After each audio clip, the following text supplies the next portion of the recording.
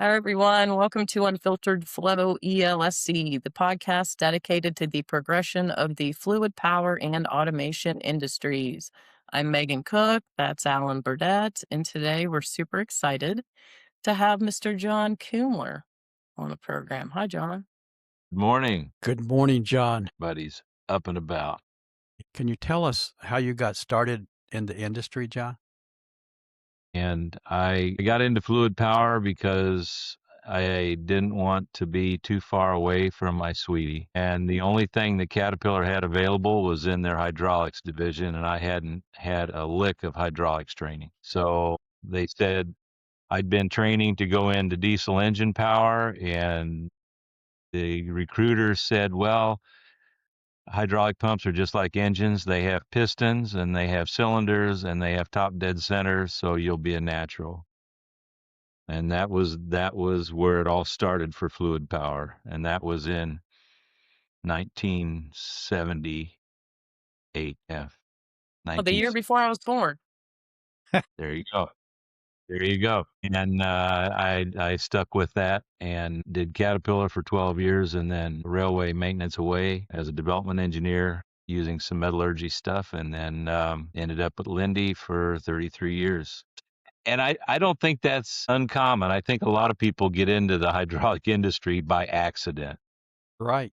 because there's a lot more formal educational opportunities now for fluid power than there used to be, especially with universities like MSOE and things like that. But, back in those days, my college days, the only hydraulics class was in the civil engineering department on open channel flow. That was the sum total of fluid power. So self-taught, I guess, industry taught, customer taught. I want to talk about the leadership portion of that, John, with everything that's been changing in the industry, consolidation and, company culture at this point and leadership culture are just paramount. They have been, and they always will be. Actually, those some of these tenets don't change with technology or the flavor of the month or casual Friday. Good leadership is a must to be successful. I think some of the things that I noted down was that good leadership is more than just having a strategy. You can create a strategy, but if you can't implement it, leadership is a lot more important than just that. People talk about leadership styles. You can have an autocrat that despises his or her employees and everything is my way or the highway. You don't see those companies being super successful. You can have a leader that's smart and creative, but paranoid and afraid to share power. Great at the third party, right? Projecting your story, projecting the company's story, but not taking care of the business at home with the employees and your internal teams. Let me ask you this, John. Yeah. So, unique experience that you had, engineer to sales, key accounts, and then ultimately in the president's position. How did that working through the industry and working your way up through the industry, how did that help formulate your leadership style? I've always been able to transpose myself and put myself in the other guy's shoes and coming up through the ranks, if you will.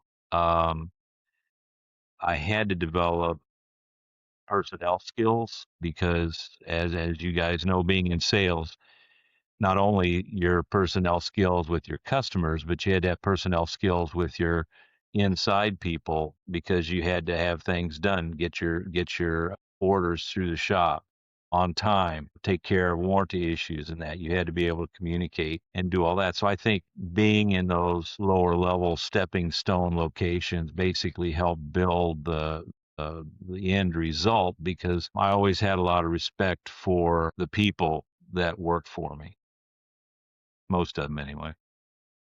But it Except was, for the two on here, we were yeah, you guys were problem out children, ski. no doubt, no doubt, no doubt. No, yeah, it really was. I've always reflected and said the thing I hated the most about the job was dealing with the people issues, but the most rewarding thing was to get the whole team lined up and pulling on the rope at the same time, going in the same direction and buying into the strategy and what we were trying to accomplish. And that to me was very satisfying. Sort of playing into that, John, as you were coming up through the ranks, did you have a particular mentor, or was there somebody or something that, served as a mentor to you? I had a couple. The first one was a guy that was a Canadian engineer that I worked for as a co-op at Caterpillar, and my grades were starting to crater a bit and maybe a little bit too much party time. But I talked to him about it, and he'd gone through Canadian engineering school and everything, and he told me, don't worry about your grades as much, because whatever company you end up with is they're going to train you to do the job that they want you to do. That the schooling will teach you to be how to methodically solve problems and approach different issues. And based on that, I kind of relaxed and my grade point went up. So he was the first guy. And the second guy was, again, at Caterpillar, was an old grizzled senior development or senior design engineer that I sat next to, drawing boards and all, no computer screens at that point. He could be pretty crusty at times, but he was a really good mentor and helped me in the design phase of things, and also in dealing with the people around us in the different departments. As you can imagine, with engineering, there you had tool design guys, you had production guys, and all of that. So those two guys always stand out to me. What qualities did you look for when you were hiring folks for your team? Well, it changed over the years. I think there was always a normal thing. I think the biggest thing we always looked for was, will they fit within the team? Kind of back to what I said before. We can train them to do some of the work. We need some basic skills, yes, but and depending on the job, of course. But the biggest thing was the personality fit. Would they fit in? Because as we had a small team at Linde, you couldn't have somebody who would grade against everybody and not be part of the team. And I think that's what we looked for in my recollections. Most importantly, was, will they be a good fit with the team? And are they sharp enough to get started? We can teach them the rest of it, because nobody knew our product that well. It was a matter of, for sales, do you have good people skills? Will you get along with the team? And that's something I want to ask about too, because as you alluded to there, you said it was a small company, and it was. I would tell people, the best thing about it, it's like a family. The worst thing about it is it's like a family. Family, yeah. But you were there when some hard decisions had to be made, John. And how did you separate or segregate your own personal feelings from some of the tough decisions you had to make there? Well, I think first and foremost, unlike some leaders, I think, who, especially in a situation where we were at, where we were a subsidiary, right? We were the North American, then to become the Western Hemisphere guys. It was, what is this going to do to the people? And I really was sincere about my belief that the people that came into work they wanted an income, they wanted security, they wanted some health care, they wanted to take care of their families. And that was first and foremost. And so we always looked at that and, well, okay, how is this going to happen? And one of the tough decisions up front was, do I take this job? Because it was like, well, maybe I don't want part of this dumpster fire, and I'm gonna run for the hills. And I had people come to me and say, what are you gonna do? And younger guys that came to me and said, what are you gonna do? Because I'm gonna follow you. If you go, I'm gonna leave. And I decided to do it and stay with it and make the best of it. And I think we did pretty good. And in the same year, we opened a second facility and brought production to the US. So that was it. I'm, and some guys, they could hold a beer up to their heart to cool it off. But I always felt that it was the employees that got us here, and we need to do what we can to take care of them, and we did. And during COVID, that was really tough because we'd made money every year, and that was the only year we didn't make money. That was going to be the second part of the question. Yeah. And the round robin we had to do to feed people in and out, and the hardships that put on them, and not knowing and not really sure. Not only are you going to, have a customer today, are you going to be alive tomorrow in some of those things? But yeah, that was good, and we perfected teams, I think, that year. Keeping morale up is definitely something. That period of time was, I mean, Hmm. completely different from anything any of us had been through prior. And I think a big part of it too, it goes back to that the family situation, right? With the taking pay cuts and what folks had to go through, right? Yeah. And that was a true testament to the team that was there at the time. And, you being able to navigate that and pulling everything together where still stayed as that tight unit, even though all the challenges were going on. Yeah. Because I think at the end of the day, I think we really only lost one person that left on their own. We were able to play the chess game, and move people around, and shift them in and out to make our financial goals what as they were, and go from there. And again, I speak from the standpoint of having a relatively small company, 50 to 70 people at the time, and there were things you could do differently because, obviously, with a huge corporation, the CEOs are insulated, and they get caught up. They really should deal with, the future and what's our future goals and all that, and leave the day-to-day stuff to the staff. And tried I tried to do that, and it was often difficult because people would come with day-to-day things, detail things that needed to be addressed that they didn't feel comfortable addressing. Plays onto that too, since we're talking about difficult situations. What was the biggest impact for you going from small division of publicly held to private equity and the changes and the navigation of that? The biggest challenges? Mhm. Well, it happened stepwise. So it wasn't, yes, we went from being one to the other, but we kind of knew it was coming. And as we progressed into that, from the Linde gas being the 800-pound gorilla to forklifts, which had been we were the technology piece of the forklift business, then having to stand on our own. Actually, some of the hardest stuff was how intertwined we were from a business standpoint and from an expense standpoint, of having to separate those things out. And then all of a sudden, the lift truck or the gas division saying, well, no, no, no, you're not part of that anymore. You got to do your own thing. And then trying to find that and do that. And I think at the end of the day, when that happened and they made the shift to put my role in charge of South America as well, Latin America, starting a business in Brazil was probably one of the most challenging, frustrating, and rewarding escapades that I ever got involved in during my 33 years with the company. And that was direct result of that carve out and going solo. Again, it wasn't me. It was the great people we had around us that supported us and helped with that. So I think from a leadership standpoint, you can't be the tenor and be me, me, me, me, me.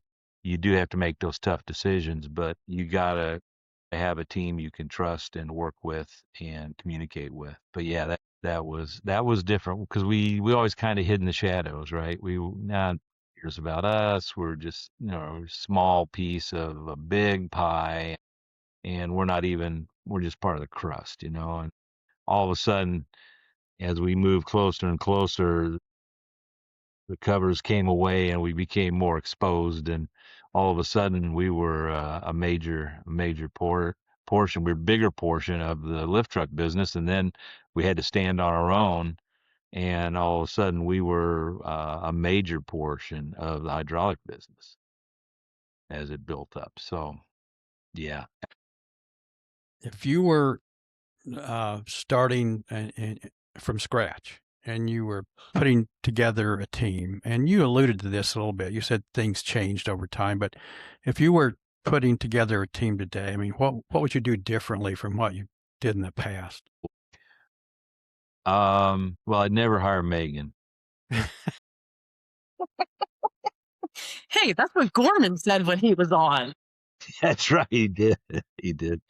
No, wow, Al, that's a tough one. If you're starting from scratch, I mean, I stepped into a role that was there, and the outline was there, and the framework and everything. We just had to keep working to make it better. Yeah. Well, To I mean, start but from scratch today, yeah. I froze you there. Sorry. But I mean, those of us that were already there, we had certain skill sets. We came on earlier. I mean, it's technology involved and a lot of different things changed. Would you look for something different? I mean, you know, Well, you think about our situation at Lindy was okay. We had a fit box of product that we had to deal with. Okay, so if you start with that and then build around that, it's hard to say what I would do differently, but I'll tell you one thing I wouldn't do. I saw this happen to a distributor that we hired on, and they were a startup, and the guy had big ambitions and big ideas, but he went out and he had a financial backer,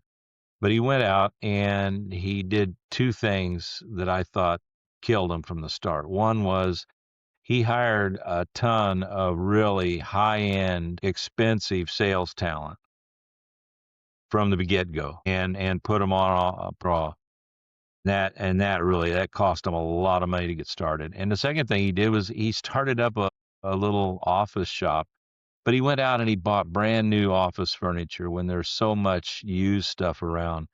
He squandered the investment money that he was given. And I think if I was to do things any differently, I think sound like Kamala, oh, I wouldn't have changed anything. But it's difficult from this perspective to go back and say, well, what would I do different? Maybe I would have moved a little quicker on some of the personnel things. Maybe I would have fought a little harder because of the circumstances we were in with the business partner we were aligned with. I would have had, well, going back now, I would have more confidence getting started than I did at the time, because obviously that was a new role and I was learning the ropes on that, yeah. and that was a challenge as well as the whole situation we were in. But I think it boils down to you have to find with the team as you start to build them up, you have to find that edge. What's going to make you stand out? There's a lot of competitors in every industry. What's going to make you stand out? What's that edge going to be? And then you need to keep drumming that, and you talk about it, and more people think about that. And every time you come up and you talk about, and for us, I think the product at the time certainly was our edge, because as you guys know, our product got us out of more problems, you know, than good engineering. And that would be the thing to do, I think, is just to stay focused on what's our edge, how are we going to win, and it's kind of a cliche, but you got to lead by example too. This is a much easier one than Alan's. What's something, in your opinion, the industry used to do really well that's been quietly lost over time or eroded? Used to do really well. Well, the technology has advanced rapidly, and now there's much more integration of controls with the pumps, motors, valves, valve technology especially. I think we've adapted to it. The hard part is you're getting fewer and fewer of the old guard masters, right? There were guys in the industry, and even if it was a competitor, you could go, you knew him by association. You could call up the guy, Steve Fay. I mean, how many more Steve Fays are there out there like that have that kind of background in that? And I think that's a change. I think we had mentors or resources we could go to, and I don't know if we're building that now. I've been away from it now. This is February of 26, would have been 4 years. I've been out 4 years. I stayed in for another year with the LLC. I don't know, you know, are we still building those kind of mentors out there? There are a world of talented people in fluid powers, no doubt about that. I'm not saying that. I just think that there was a little more of that master class stuff. Those folks are leaving. Well, sort of playing into that, when I first came aboard, one of the first things I had to do was work out in the shop half a day every day for months on end. And people seem to have gotten away with that. And the best companies that you saw or you knew people and talked to about, what did they do differently when they were developing their technical talent? And there aren't many companies that develop technical talent anymore. Why don't Typically, I would surmise that it's cost, that they hire a guy to go into sales. They want him to go sell and start being productive. But you're right. In going out and working with the product, and for us, we had a limited amount of product, so it wasn't like you said, a week. A week would cover it. And some companies have these massive things, and they have good training programs as well to put their salespeople through the different sales thing. I mean, you worked at Parker, and they had all kinds of programs, right? But yeah, you really need that. The thing is, you gotta pay it up front, and it pays you. I think it pays you back 3 times or more later, because people understand stuff. And unfortunately, I was a mechanical engineer and had worked at CAT, so I had a basic understanding how the pumps work. But I didn't really learn the pumps and the controls until I had applied them and got called in on service calls. That was you had the shop time. That was my shop time, was in front of the customer.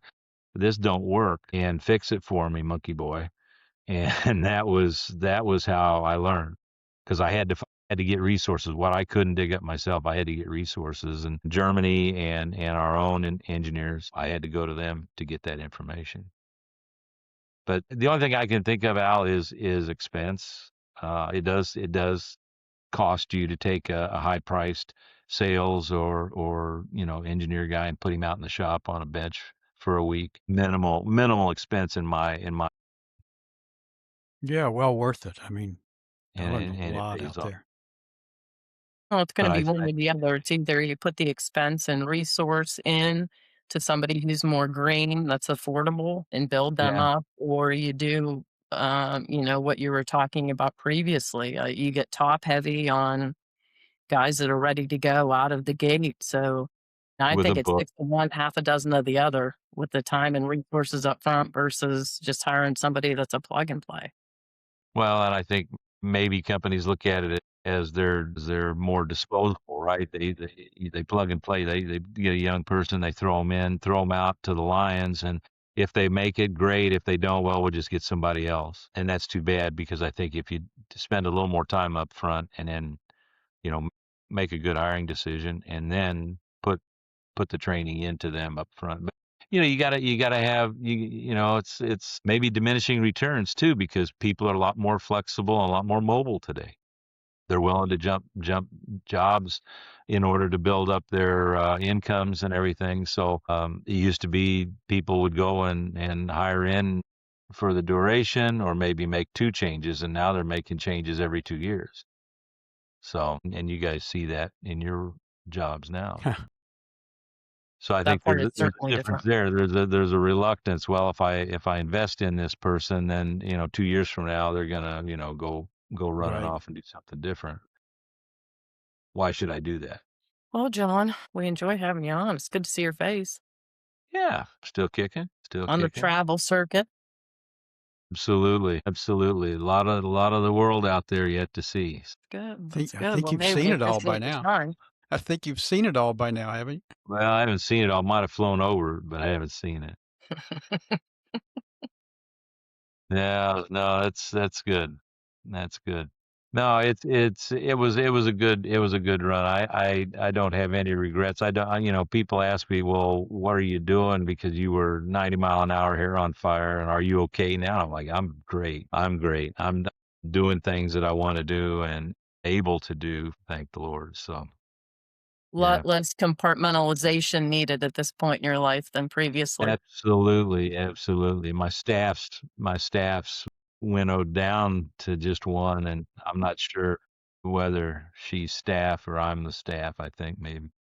I know You the might be answer to the that. staff at this point, John. Yeah, I'm I just know the answer to that. I know I'm the who the staff lackey. is. But no, it was a good run, and I really appreciated. And but again, it is a cliche, but the people make the difference, and your hiring decisions, I think, paramount to being successful in the long. So you guys keep up the good work and get those young people in there and get them working. I need those Social Security dollars. On that note, thanks for Um, joining, John. my pleasure. My pleasure. Anytime.